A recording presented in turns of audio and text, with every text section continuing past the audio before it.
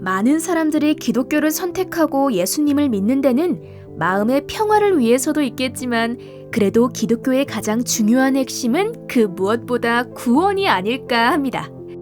칭의에 대해서 얼핏 들어본 것 같기도 한데 사실 교회에서는 구원이란 말을 더 많이 들어왔던 것 같거든요. 구원과 칭의는 뭐가 다른가요? 많은 분들이 구원과 칭의를 나누어 생각할 수 있습니다.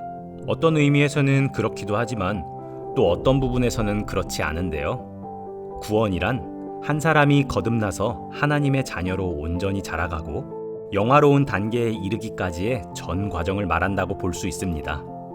이 거듭남의 사건에서 하나님이 죄인을 의인으로 삼아주신 것을 칭의라고 합니다.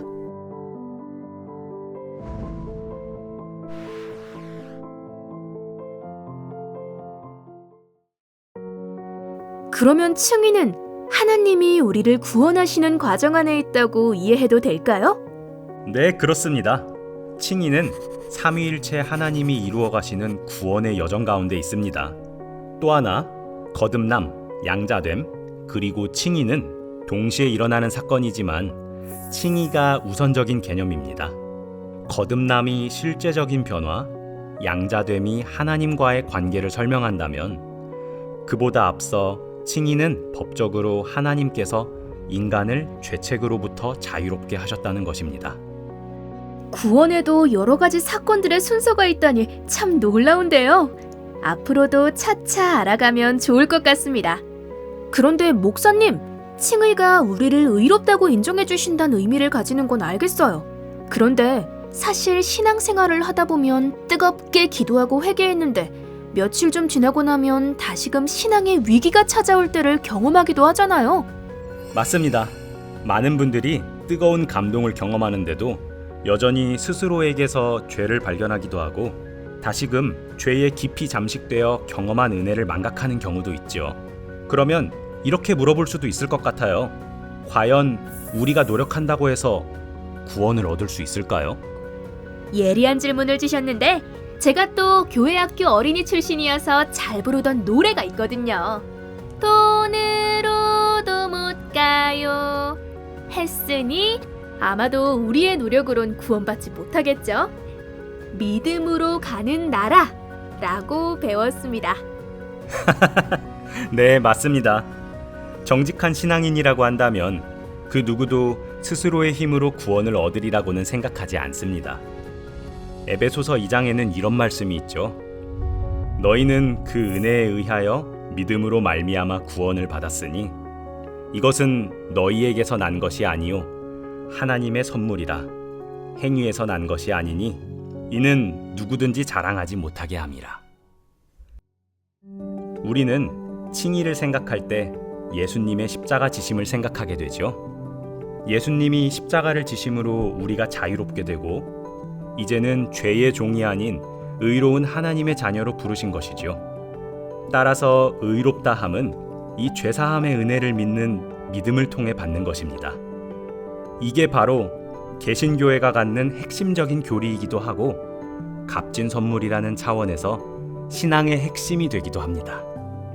잘 아시다시피 루터는 95개조 반박문 5항과 6항에서는 동일하게 하나님께서 죄를 사하였다는 것 외에 다른 이가 어떤 죄들을 사할 힘이 없다라고 주장하셨습니다. 죄사함은 하나님의 은혜입니다. 루터는 이를 다른 말로 믿음으로 말미암아 살리라는 로마서의 말씀에 따라 믿음으로 의롭다 칭한다고 한 것입니다. 사자성어로 이신칭이라고 합니다. 믿음으로 의로워지는 것, 참 마음에 와닿는 것 같아요. 그런데 목사님, 사실 믿기만 한다고 해서 선한 삶을 살 수 있을까요?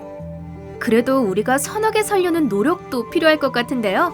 이 둘 사이의 균형이 어떤지도 궁금합니다. 오, 좋은 질문이에요. 가장 중요한 것은 믿음으로 인해 의롭다 칭함받고 참된 믿음은 그만한 열매를 맺어야 한다는 것입니다. 아까 읽었던 에베소서 2장의 말씀 바로 다음 절에는 이런 말씀이 있죠. 우리는 그가 만드신 바라 그리스도 예수 안에서 선한 일을 위하여 지으심을 받은 자니 이 일은 하나님이 전에 예비하사 우리로 그 가운데서 행하게 하려 하심이라.